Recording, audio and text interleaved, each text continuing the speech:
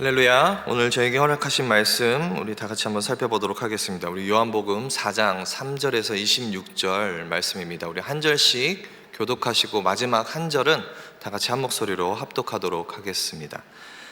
유대를 떠나사 다시 갈릴리로 가실새 사마리아를 통과하여야 하겠는지라. 사마리아에 있는 수가라 하는 동네에 이르시니 야곱이 그 아들 요셉에게 준 땅이 가깝고 거기 또 야곱의 문이 있더라. 예수께서 길을 가시다가 피곤하여 우물 곁에 그대로 앉으시니 때가 6시쯤 되었더라. 사마리아 여자 한 사람이 물을 길르러 왔음에 예수께서 물을 좀 달라 하시니 이는 제자들이 먹을 것을 사러 그 동네에 들어갔음이로라. 사마리아 여자가 이르되 당신은 유대인으로서 어찌하여 사마리아 여자인 나에게 물을 달라 하나이까 하니 이는 유대인이 사마리아인과 상종하지 아니함이러라. 예수께서 대답하여 이르시되 내가 만일 하나님의 선물과 또 내게 물 좀 달라 하는 이가 누구인 줄 알았더라면 내가 그에게 구하였을 것이요 그가 생수를 내게 주었으리라. 여자가 이르되 주여 물 기를 그릇도 없고 이 우물은 깊은데 어디서 당신이 그 생수를 얻겠사옵나이까. 우리 조상 야곱이 이 우물을 우리에게 주셨고 또 여기서 자기와 자기 아들들과 짐승이 다 마셨는데 당신이 야곱보다 더 크니까. 예수께서 대답하여 이르시되 이 물을 마시는 자마다 다시 목마르려니와 내가 주는 물을 마시는 자는 영원히 목마르지 아니하리니 내가 주는 물은 그 속에서 영생하도록 솟아나는 샘물이 되리라. 여자가 이르되 주여 그런 물을 내게 주사 목마르지도 않고 또 여기 물 기르러 오지도 않게 하옵소서. 이르시되 가서 내 남편을 불러오라. 여자가 대답하여 이르되 나는 남편이 없나이다. 예수께서 이르시되 내가 남편이 없다 하는 말이 옳도다. 너에게 남편 5이 있었고 지금 있는 자도 내 남편이 아니니 내 말이 참되도다. 여자가 이르되 주여 내가 보니 선지자로소이다. 우리 조상들은 이 산에서 예배하였는데 당신들의 말은 예배할 곳이 예루살렘에 있다 하도이다. 예수께서 이르시되 여자여 내 말을 믿으라. 이 산에서도 말고 예루살렘에서도 말고 너희가 아버지께 예배할 때가 이르리라. 너희는 알지 못하는 것을 예배하고 우리는 아는 것을 예배하노니 이는 구원이 유대인에게서 남이라. 아버지께 참되게 예배하는 자들은 영과 진리로 예배할 때가 오나니 곧 이때라. 아버지께서는 자기에게 이렇게 예배하는 자들을 찾으시느니라. 하나님은 영이시니 예배하는 자가 영과 진리로 예배할지니라. 여자가 이르되 메시아 곧 그리스도라 하는 이가 오실 줄을 내가 아노니 그가 오시면 모든 것을 우리에게 알려주시리이다. 예수께서 이르시되 내게 말하는 내가 그라 하시니라. 할렐루야. 긴 본문을 읽으시냐고 수고 참 많으셨습니다. 저는 2021년부터 우리 젊은이 사부죠. 하모니 마을을 섬기게 된 신훈식 목사라고 합니다. 이제 함께 우리 젊은이 부서를 섬기며 나아갈 때 하나님의 크신 은혜가 이곳 가운데 넘치기를 간절히 또 소망하는 마음이 있습니다. 오늘 그러면 본문 말씀으로 좀 우리가 좀 이야기를 좀 전하려고 합니다. 본문의 이야기는 여러분 너무 잘 아시는 말씀입니다. 예수님께서 예루살렘에서 갈릴리로 가는 여정 가운데 일어난 일입니다. 당시 시대적인 상황을 보면 유대인들은 사마리아를 피해가는 것이 일반적인 루트였는데 하지만 예수님은 그런 것들을 개의치 않고 그냥 사마리아를 지나가는 길을 선택하게 되죠. 그러다가 중동의 그 한낮의 뜨거움 가운데 예수님은 잠시 쉼을 얻고자 수가라는 동네의 우물에 앉으시게 됩니다. 그래서 목마름을 해결하시고 또 어떠한 목적을 가지시고 그 자리에 앉으셨습니다. 그리고 이때 제자들은 먹을 것을 좀 구하려고 이 동네에 가게 된 상황이죠.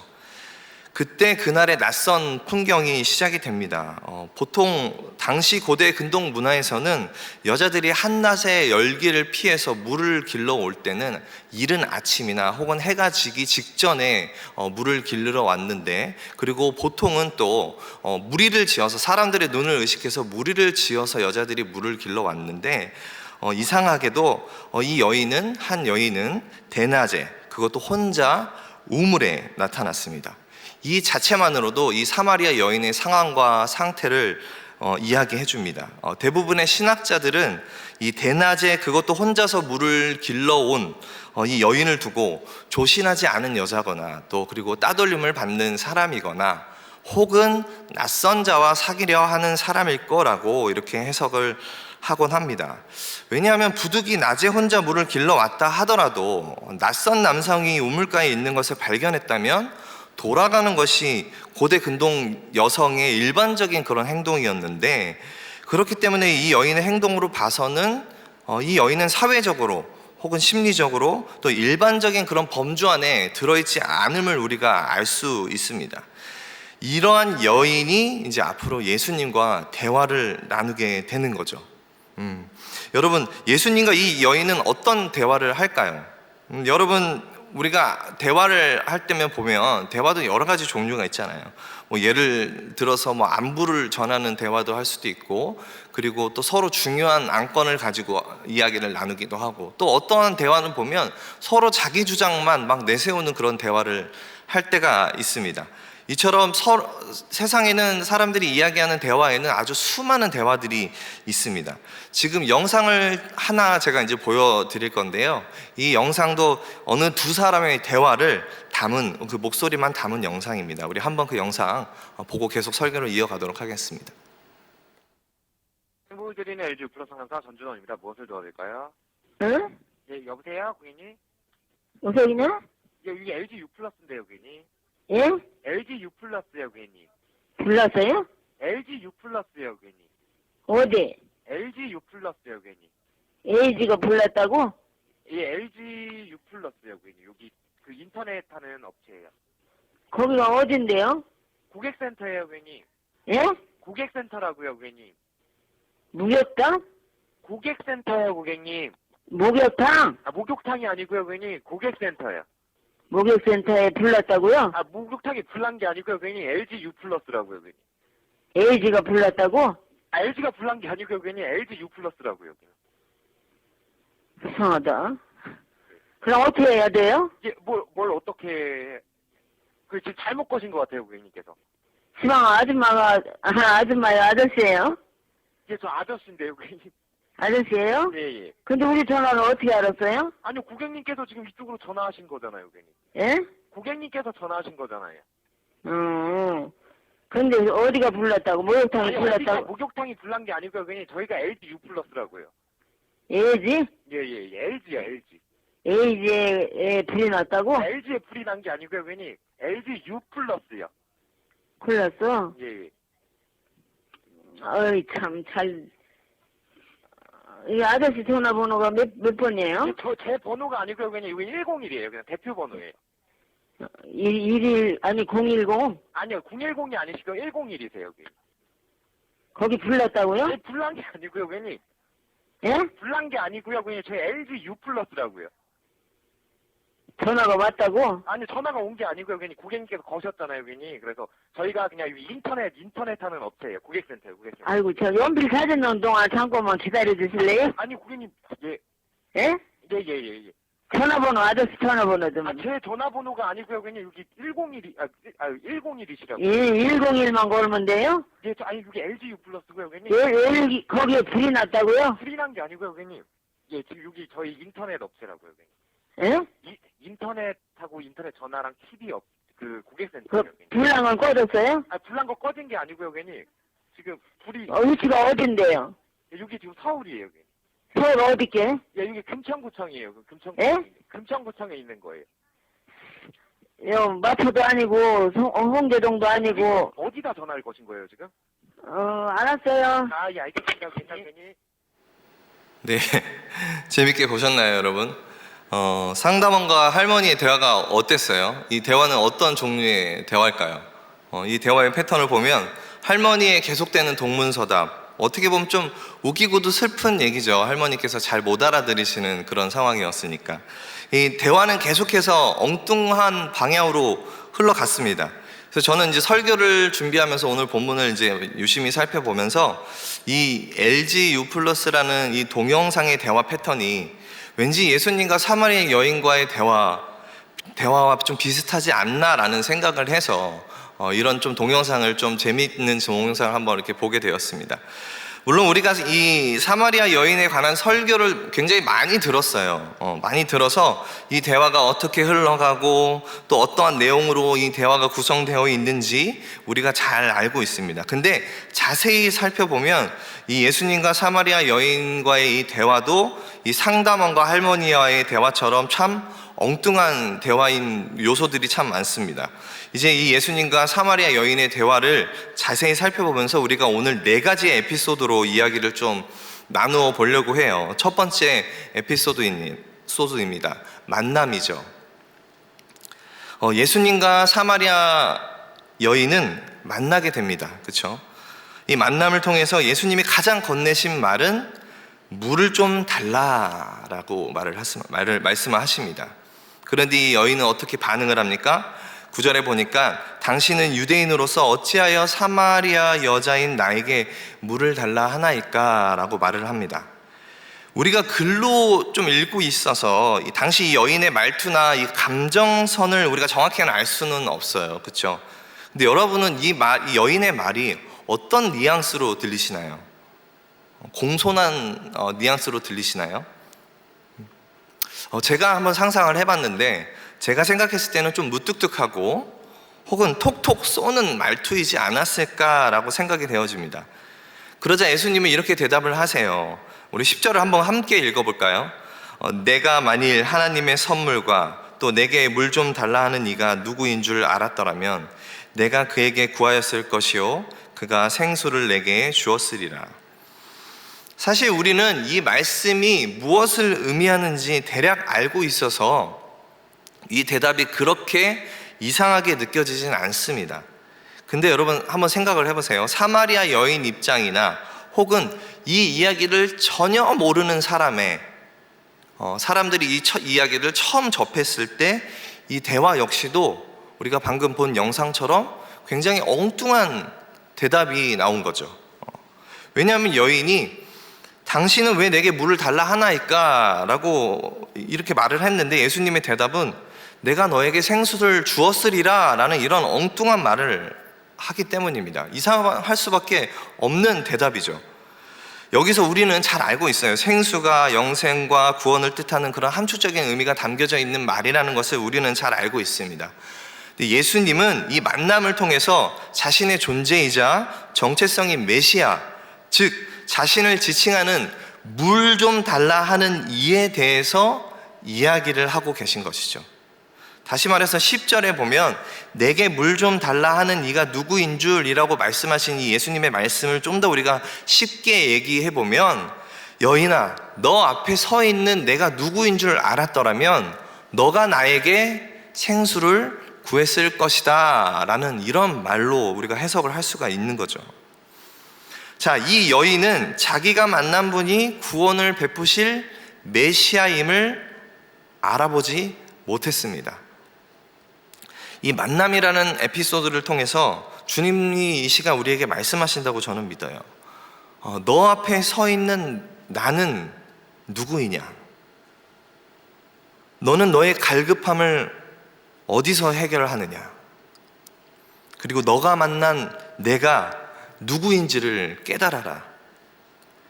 가만히 생각해 보면 우리도 이 여인처럼 예수님을 만났음에도 불구하고 그분의 존재를 제대로 알지 못한 채, 제대로 깨닫지 못한 채, 혹은 깨달았으나 망각한 채 참된 구원을 다른 곳에서 찾는 것처럼 살아갈 때가 참 많다라는 거죠. 여러분, 그렇다면은 이렇게 예수님께서 이런 심오한 얘기를 이제 여인에게 좀 하셨잖아요. 그렇죠?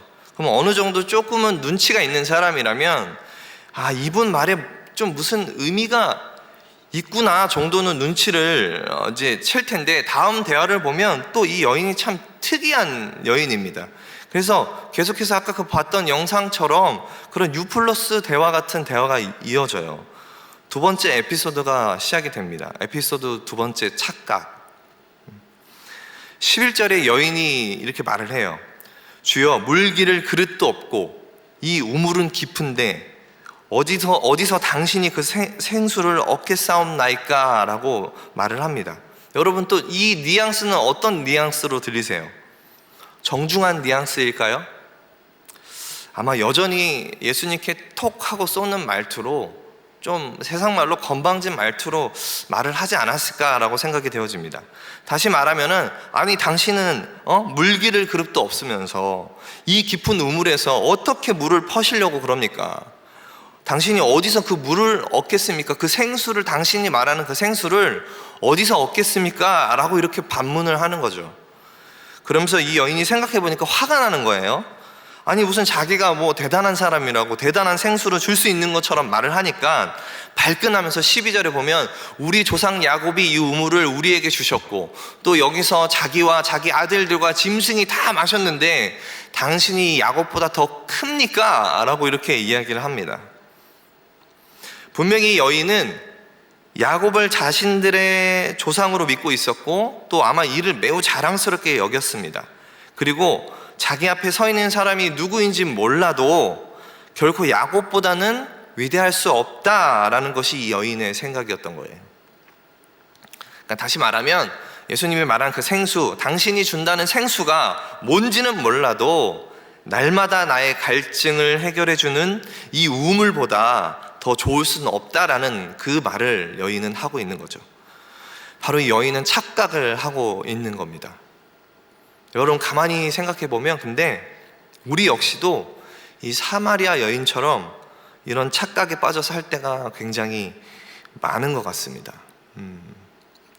지금 당장 뭔가 내 갈급함을 해결해 주는 무언가가 주님보다 더 큰 것처럼 생각하고, 그것이 물질이었던, 그것이 인간관계였던, 어떤 사람이었던, 주님보다 크게 생각하며 살아갈 때가 너무나 많다는 거죠. 예를 들어 내가 가진 사업체가, 내가 갖고 있는 좋은 직장이, 내가 가지고 있는 좋은 집안의 배경이, 내가 가지고 있는 좋은 학력이 이 여인의 말처럼 우리가 예수님을 향해서 당신이 이런 것들보다 더 큽니까? 라고 말을 하는 것 같다라는 거죠. 이 사마리아 여인은 모든 인간을 대표합니다. 갈증을 해결하기 위해서 자신만의 우물에서 물뜨기를 반복을 하면서 그 욕구를 만족하지 못하고 그 공허함과 그 소외감으로 반복되는 일상을 되풀이하면서 살아가는 그 인간을 대표합니다.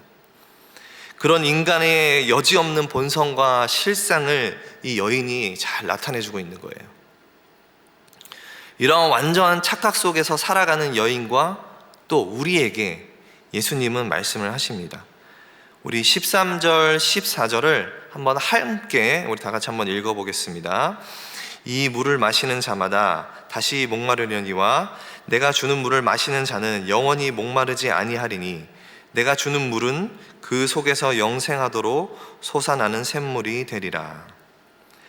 이 말씀을 두고 한 주석가는 예수님이 말하는 물이 주는 의미는 아주 부족함이 없는 상태를 나타낸다라고 이렇게 정의를 합니다.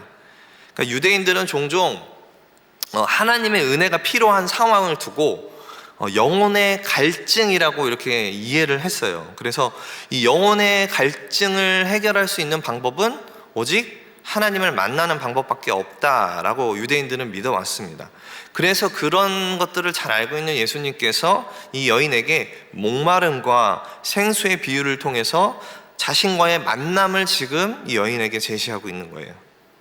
그런데 여러분, 이 여인의 반응은 어떠합니까? 15절을 보면 주여 그런 물을 내게 주사 목마르지도 않고 또 여기 물 길러 오지도 않게 하옵소서라고 이렇게 대답을 해요. 여러분 또 어떤 뉘앙스로 들리십니까? 이 여인의 말이 어떤 말로 들리세요? 드디어 뭔가 좀 깨달은 걸까요? 아닙니다. 제 생각에는 이건 완전히 대놓고 주님을 비꼬는 말이죠. 그러니까 예수님은 영적인 차원에서 얘기를 했는데 이 여인은 물리적인 차원에서 얘기로 받아친 거예요. 또 여자는 예수님이 말하는 생수를 그저 물들어 오는 그런 힘듦을 없애줄 그런 어떤 무슨 기적 같은 것으로 이해하고 이야기를 하고 있는 거죠. 우리는 어떠합니까, 여러분? 우리 자신들은 어떠해요? 자, 예수님께서 말씀하신 영원한 생수를 우리도 우리 식대로 이해하면서 착각에 빠질 때가 너무나 많다라는 거예요.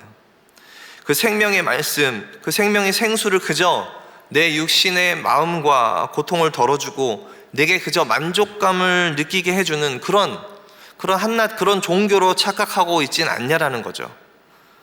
생명의 예수 그리스도를 믿는 것은 내 마음의 힘듦이나 우울함을 없애주는 종교, 또는 나에게 사회적인 안정감을 주는 종교, 나와 내 자녀에게 안락한 공동체를 제공하는 정도의 종교로 착각하며 살 때가 많다라는 것이에요. 결국 우리의 신앙생활이 자신의 개인적인 편의를 추구하는데 머물러 있을 때가 많다라는 겁니다. 우리 안에 이러한 모습들이 굉장히 팽배하죠. 생명과 구원의 말씀을 그저 나를 위한 마법 같은 수준으로 전락시키고 그저 나의 유익을 위한 종교로 치부해버리는 그런 모습들이 우리 신앙 가운데 있다라는 거예요. 예수님의 말씀처럼 내 안에 멈추지 않는 그 샘물이 터져 나와서 나의 삶의 갈급함을 채워줄 수 있는 그 놀라운 말씀의 은혜를 그저 감정적으로 나를 위로해주는 말씀 정도로 착각하고 살진 않냐라는 거예요. 그 생수가 잠시 나의 입술을 적시는 정도의 생수로 착각하진 않냐라는 겁니다. 이러한 사마리아 여인의 태도와 말 속에 우리의 연약함도 고스란히 담겨져 있습니다. 이러한 우리의 착각이 올바른 깨달음으로 변하는 이 시간이 되기를 간절히 소망합니다. 여러분, 이 계속되는 이 어처구니 없는 유플러스와 같은 대화, 이 사마리아 여인의 대답과 질문 속에는 정말 예수님의 그 던지는 그 한마디를 이해하지 못하고 전혀 엉뚱한 방향으로 계속해서 이야기가 흘러갑니다. 그러다가 예수님이, 제 생각에는 예수님이 참다가 이 여인의 아주 핵심적인 문제를 제기를 하게 됩니다. 세 번째 에피소드가 시작됩니다. 에피소드 세 번째 핵심입니다. 예수님은 갑자기 여인에게 16절에 굉장히 황당한 말을 하죠. 가서 내 남편을 불러오라. 여러분은 이 이야기를 잘 아니까 이 남편을 불러오라는 말에 전혀 어색함을 느끼지 않고 자연스럽게 그 이야기 흐름을 아실 거라고 생각합니다. 근데 여러분 생각해 보세요. 이 이야기를 전혀 모르는 사람이나 이 이야기를 듣고 있는 이 본인이죠. 사마리아 여인은 얼마나 황당한 대화의 전개라고 생각을 할까요? 아니, 실컷 물 얘기를 하다가 갑자기 한다는 얘기가 네 남편을 불러오라뇨. 아마 우리도 생각은 못해서, 기억은 못해서 그렇지 처음 아마 이 이야기를 읽었을 때나 이 이야기를 접했을 때는 조금 고개를 가요뚱하지 않았나라고 생각을 합니다. 어쨌든 예수님은 자신이 이런 요구를 하신다고 해서 이 여인이 남편을 불러올 거라고는 기대는 하진 않으셨습니다. 그러나 그녀의 인생의 아주 핵심적인 문제를 예수님은 드러내신 겁니다. 예수님께서 이 요청에는 분명한 이유가 있었습니다. 이 여인이 갖고 있던 아주 핵심적인 문제에 도달하면서 바로 이 여인의 죄와 연약함을, 그리고 그녀가 안고 있는 내면의 문제들을 나타내신 거예요. 이를 두고 대부분의 신학자들은 어느 정도 공통적인 견해를 갖고 있어요. 왜 예수님이 이렇게 하셨는지에 대한 견해를 갖고 있습니다. 예수님이 이 여인의 치부를, 말하자면 치부잖아요, 그렇죠? 치부를 드러낸 것은 죄에 대한 각성과 통회함이 없는 자는 의에 줄이고 목말라 하는 열망이 생길 수 없다라는 것을 가르쳐 주기 위해서 예수님께서 이 여인의 이렇게 치부를 드러내신 거라고 대부분의 신학자들은 그렇게 보고 있습니다. 자, 즉 예수께 나오는 사람이 직면하게 되는 문제가 바로 죄라는 문제라는 거죠. 자신이 죄인임을 인정하지 않는 사람은 그가 누구이든지 그 주님의 은혜 가운데 함께 참여하지 못한다라는 것을 가르쳐주고 있는 겁니다. 물론 이 사마리아 여인의 이 남편의 문제는 참담한 현실이고요, 그녀의 아픔이고 무거운 삶의 무게이며 죄책감이었습니다. 그녀는 5 남자를 거쳐서 이제 6번째 남자와 동거를 하고 있는 상황이었죠. 이런 핵심을 찌르는 예수님의 말씀 앞에 여인은 17절에 이렇게 이야기를 합니다. 나는 남편이 없나이다. 자, 이 대답은 자신의 죄가 드러남에 대한 그런 부분에 대한 회피를 나타냄과 동시에 또 한편으로는 진실을 말하기도 합니다. 당시 시대에 보면 아무리 후한 마음을 가진 그 지도자 랍비라고 할지라도 결혼을 3번 이상 허용하진 않았어요.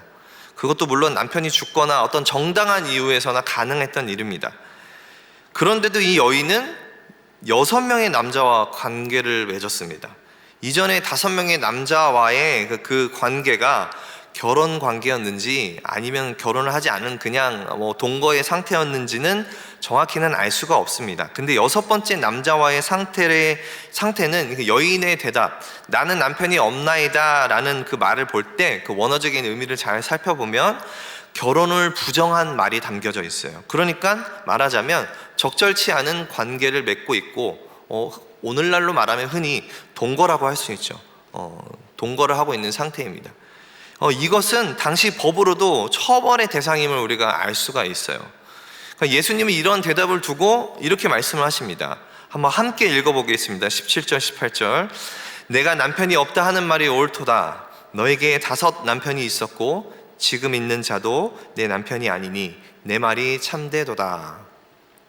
자, 예수님은 이 여인의 메마르고 잘못된 인간관계에 대한 인식을 깨우쳐 주시고 또 여인이 가지고 있던 문제, 본질적으로 인간의 헛된 욕망과 갈망이 있음을 예수님께서는 분명히 말씀을 통해서 여인에게도 말씀하고 계시고 우리에게도 동일하게 말씀하고 있습니다.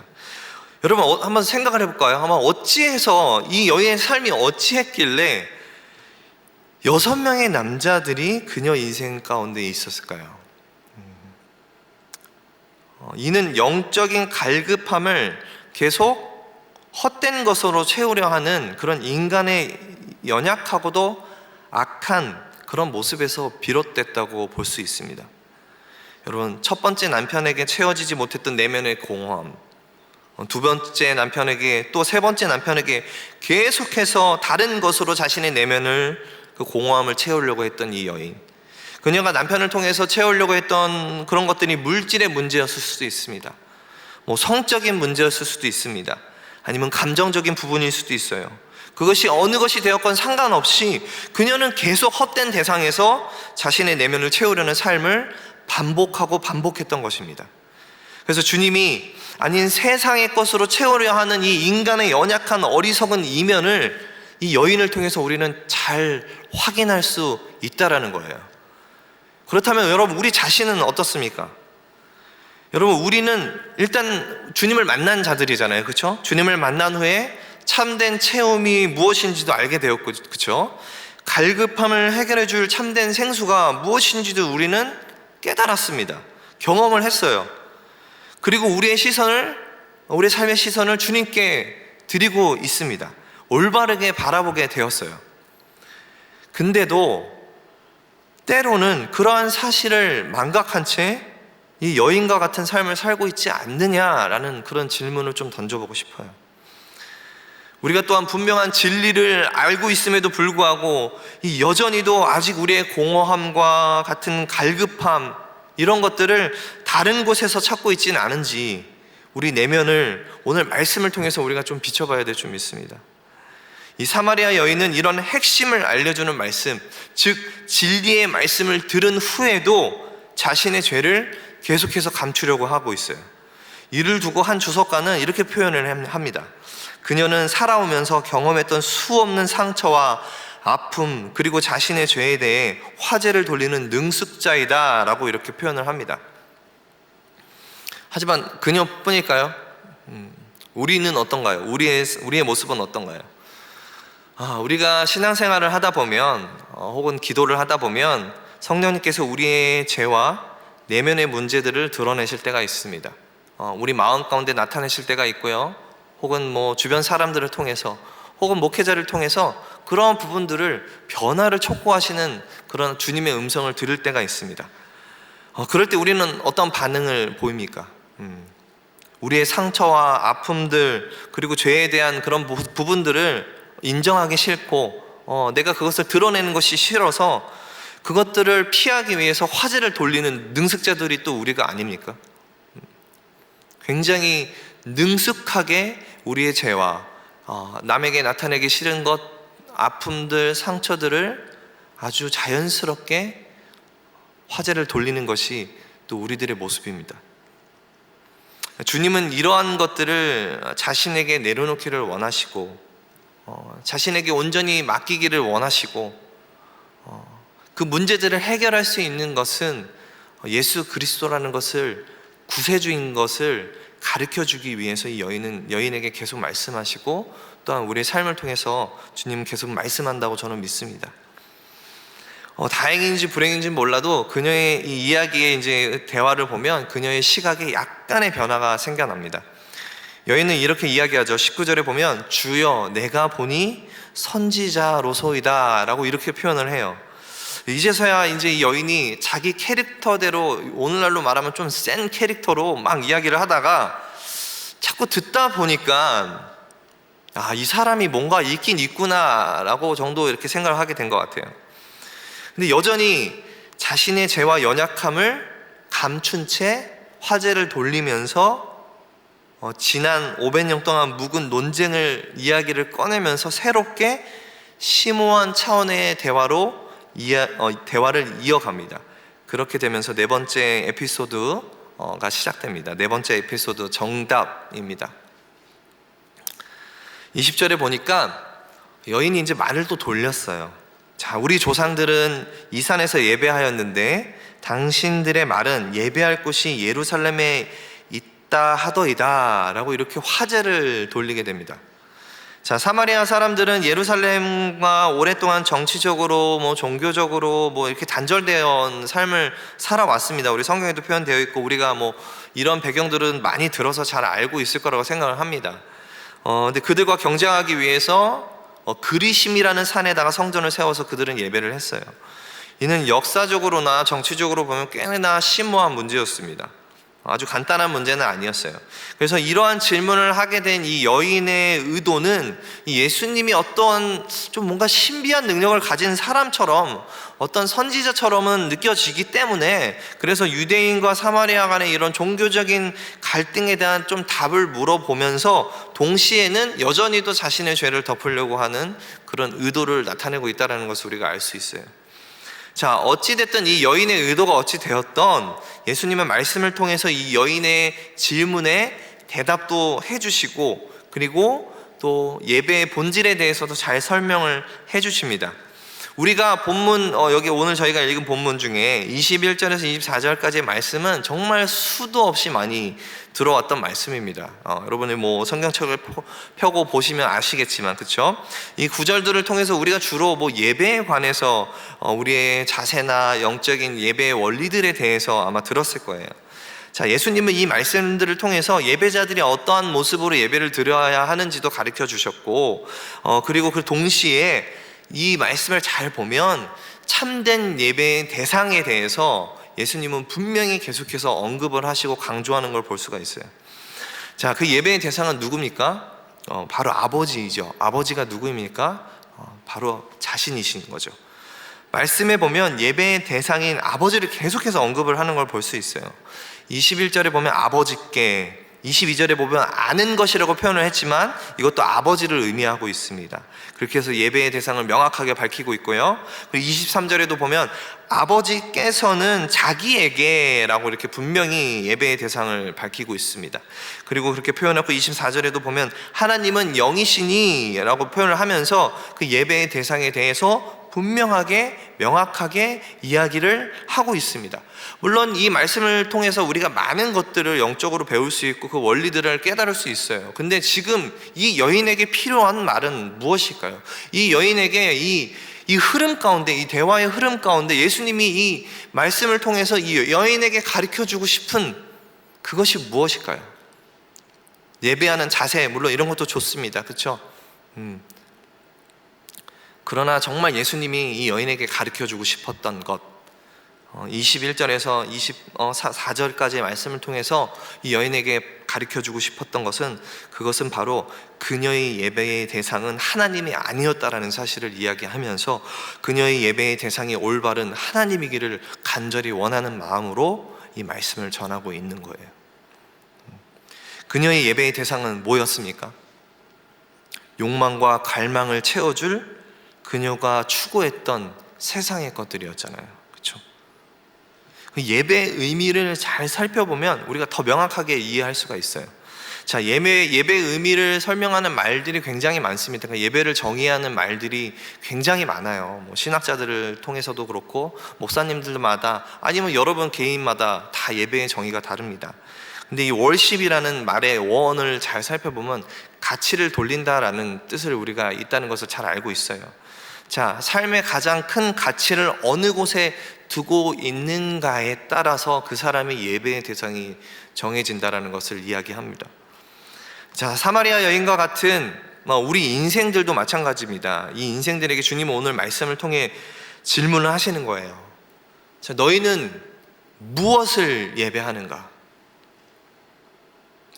너희는 이 여인처럼 5 남편을 지나서 6번째 남편을 예배하고 있진 않냐?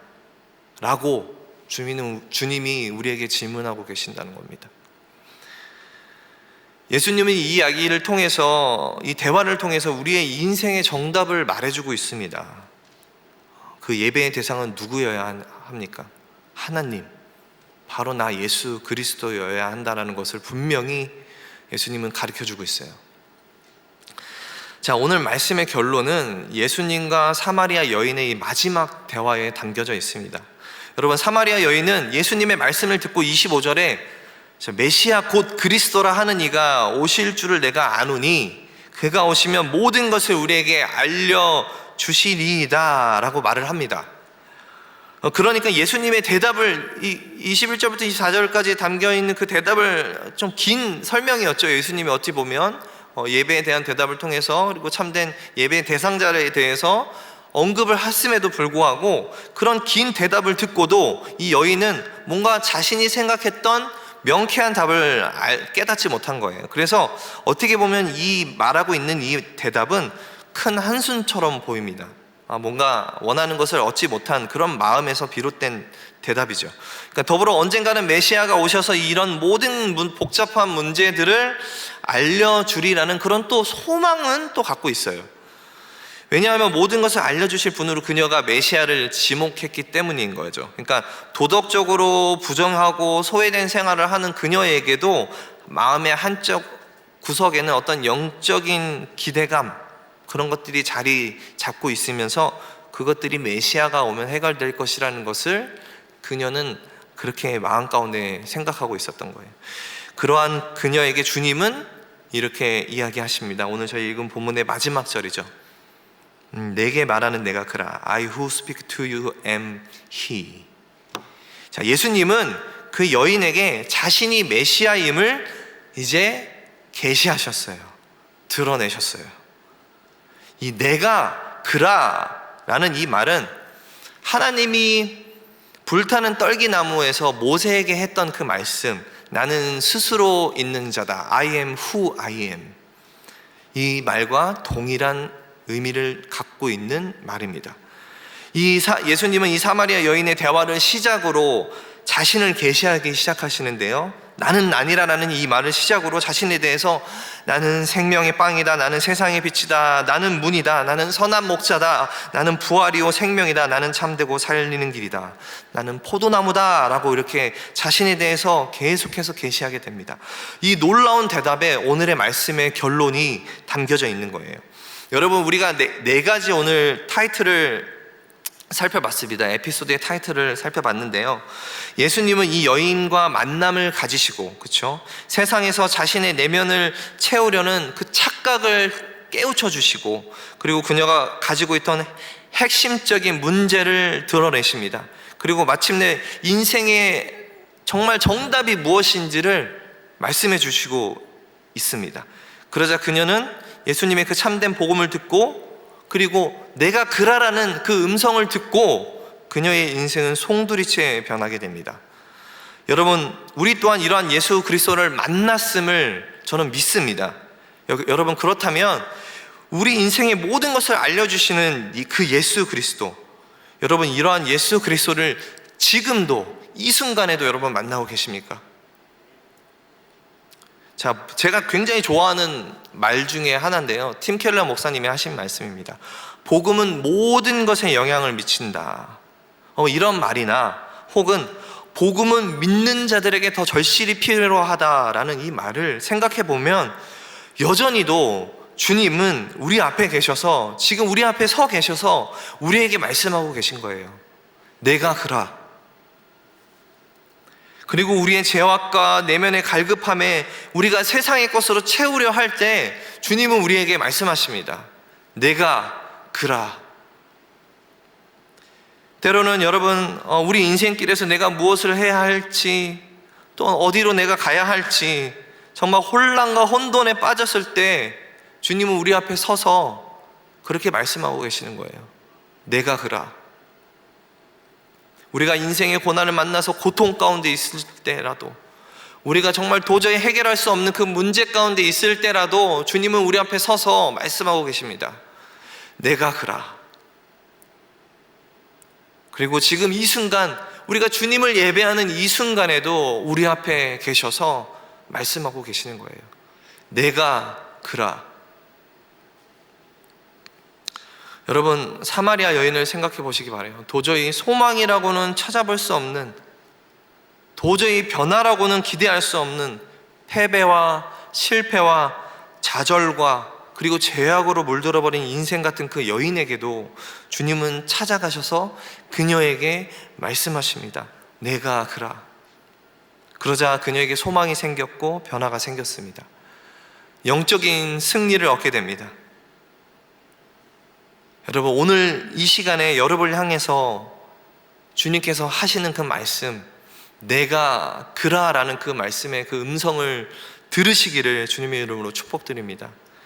그러면서 그 말씀을 들을 때 정말 이번 한 해를, 오늘 이번 한 해 그 우리 교회의 주제의 표어처럼 예수로 승리한 사람들로서 살아가는 우리 모든 호산나 교회 성도님 되기를 부족한 종이 주님의 이름으로 축복드립니다. 이 시간 우리 말씀을 기억하면서 한 절이 한번 기도하길 원합니다.